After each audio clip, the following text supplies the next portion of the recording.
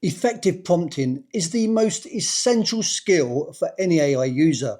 In this video, I'm going to give you my top 5 tips which I would love you to share with your students this week. Just like young children learn their ABC before they can write essays, prompting is the foundational literacy of AI. If we wanted to make some food, we could just get a load of ingredients and just chuck it in a pan. You're going to get something edible. It's going to be fine.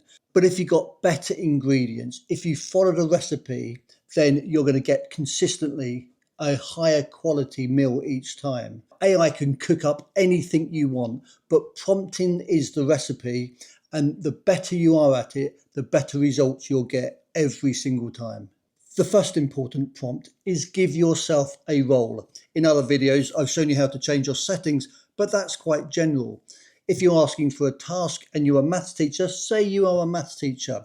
If you're a year 11 student and you're working on your GCSEs, say that. What this does, it improves the coherence and alignment with the task that you're asking AI to perform. And what it does, it narrows down the model and it takes on that persona to generate from. The second most important prompt is the task. What do you actually want? Now, I'm going to give you an example. If you were a maths teacher, sorry to use a maths teacher again, but if you were a maths teacher and you ask your students to go onto AI and ask it for how much is a bag of grass, it can easily hallucinate and send you to the local drug dealer and it will give you the best rates on weed. Clearly, that's not what you're asking. If you said, I have a lawn or a garden and it's 20 meters by 50 meters and I would like to turf it, how much is a bag of grass? Then you're much more likely to get a better response. AI can hallucinate, it can give you the wrong answers, so be incredibly specific. After all, if that ends up in your board report, you're probably going to have a very difficult conversation with the head. The third important prompt would be the format. How exactly would you like the information? Would you like it in bullet points? Would you like it as a graph? Is it a report for the parents or for the board? If you're at university, it might ask for APA 7 style formatting, because how AI works, it works off probability. So if you give it a structure, it reduces the variance and you're much more likely to get exactly what you want.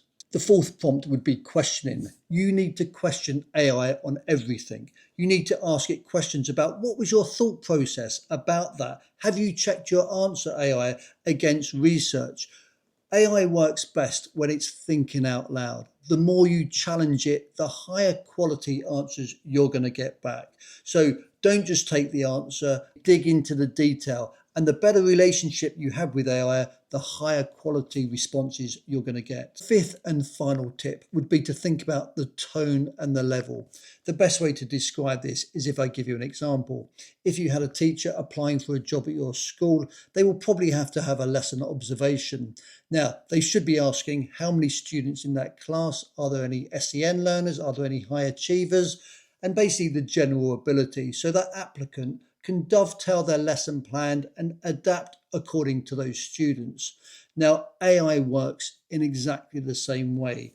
If you tell it your audience, then the responses are going to be much higher quality, because without it, the responses may be too generic, they may be over complex, too simplified.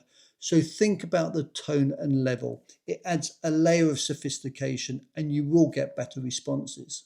Now, you might think that those 5 tips seem like a bit of an effort, but please trust me when I say it will save you a huge amount of time in the long run. Otherwise, when you get responses back from AI, you're more likely to say, well, I didn't mean this, I meant that, etc., etc. And that can be very time consuming. One thing I'd love you to do is to share those 5 tips with your students. We need to get young people ready for 21st century learning. And this is just basic information, literally the ABC of how to interact with AI. If you've got any questions at all, if you agree, disagree, if you've just got any questions, then please put it in the comments below.